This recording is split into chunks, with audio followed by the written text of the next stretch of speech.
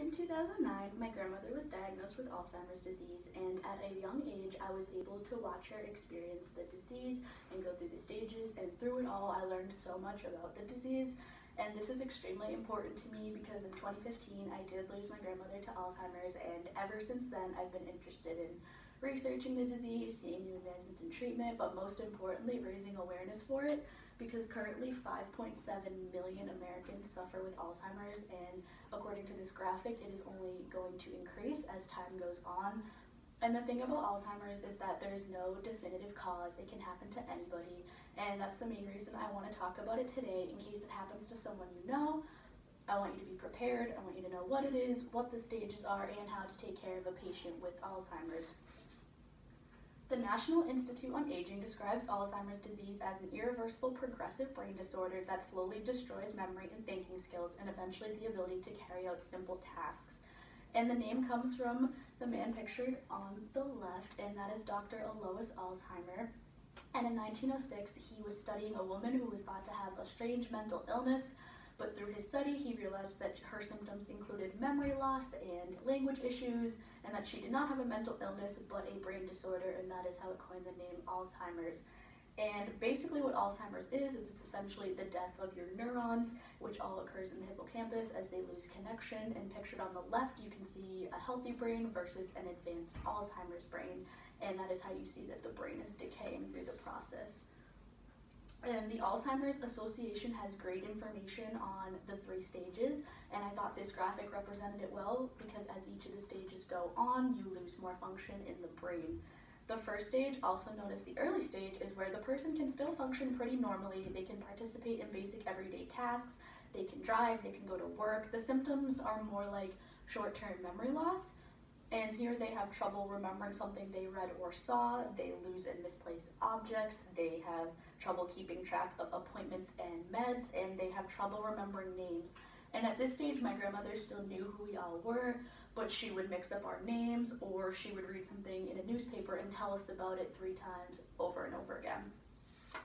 The second stage, also known as the middle stage, is the toughest stage because it is the longest of the 2 stages, and it is where the patient shows the most anger. Here, the patient is unable to recall the past, they are unsure about date, time, or year. They need more assistance with simple tasks such as getting dressed, bathing, wandering. And now at this stage, my grandmother, she really didn't know who any of us were, and she had trouble with her memory where she could tell us the name of her 5th grade French teacher, but she couldn't remember what she ate for lunch 10 minutes ago. And she also had a difficult time thinking about what year it was. She thought she was a child back in the 30s. Now the last stage, also known as the late stage, is where the brain is really deteriorating and where the person has less function. In this stage, they talk less, they need more daily assistance, such as from aides, they become more prone to infection. And now this is something that I wish I knew before, because at this stage we did have to put my grandmother in a nursing home, and she did eventually pass away from an infection. So it's important to make sure they are in good health. And now this graphic says Alzheimer's is fatal, no treatment, no cure. And while I have seen research where they were working on treatments, I know some of the meds were illegal in the US, but even still, not everyone has access to medication. So I think it's important to know ways to help take care of the patient that don't involve medicine. So one way to help is to keep them in good physical health, make sure they are groomed properly, make sure they are eating and drinking enough throughout the day. Also make sure questions are as simple as possible. Try not to frustrate them in any way. Constantly reassure them that they're doing okay.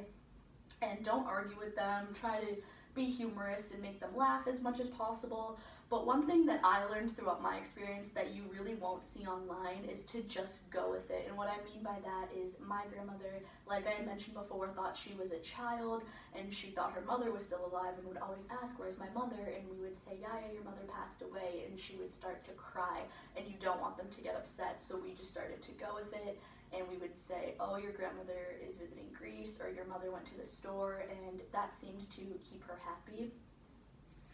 Now, I think it's important to raise awareness since so many people suffer from the disease, and that's only going to increase, and it could genuinely happen to anyone. As I mentioned, there is no definitive cause.